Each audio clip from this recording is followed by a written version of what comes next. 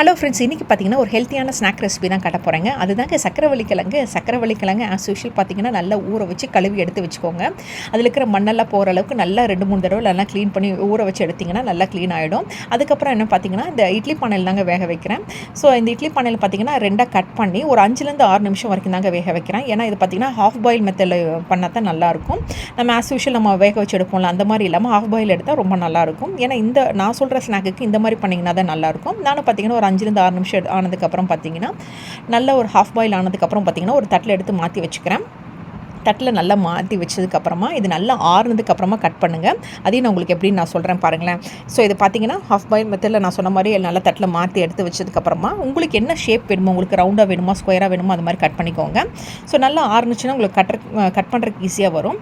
So நான் சொல்கிற மாதிரி நீங்கள் ஸ்கொயராகவும் கட் பண்ணலாம், இல்லைன்னா உங்களுக்கு ரவுண்டாக வேணுன்னா நான் ரவுண்டாகவும் கட் பண்ணலாம். உங்களுக்கு ஏற்ற மாதிரி தான். இல்லை நீளமாக வேணுன்னா நீளமாகவும் கட் பண்ணிக்கலாம்.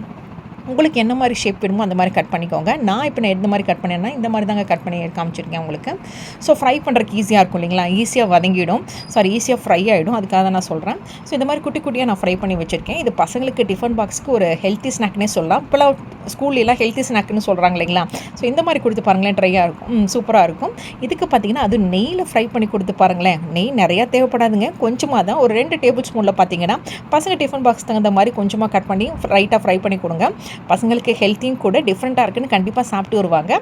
நல்லா கிறிஸ்பி ஆனதுக்கப்புறம் இதை நல்லா திருப்பி விட்டு நல்லா ஃப்ரை பண்ணி எடுத்து வச்சுக்கோங்க. ஒரு டிஷ்யூ பேப்பரில் போட்டு அந்த நெய்யெல்லாம் நல்லா ஸ்ட்ரெயின் பண்ணிக்கோங்க.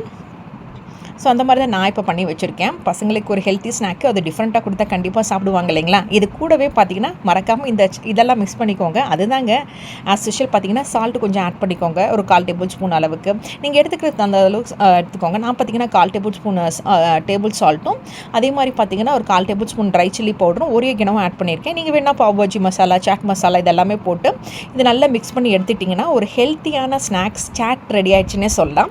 இந்த மாதிரி ஸ்நாக் சாட் ரெசிபி கொடுத்து பாருங்களேன். பசங்க மிச்சம் வைக்காமல் சாப்பிட்டு வருவாங்க. டிஃப்ரெண்ட்டாக இருக்குமா, இதே பண்ணி கொடுமா, அது பொட்டேட்டோ ஸ்வீட்டாக இருக்குமா அப்படின்னு சொல்லுவாங்க.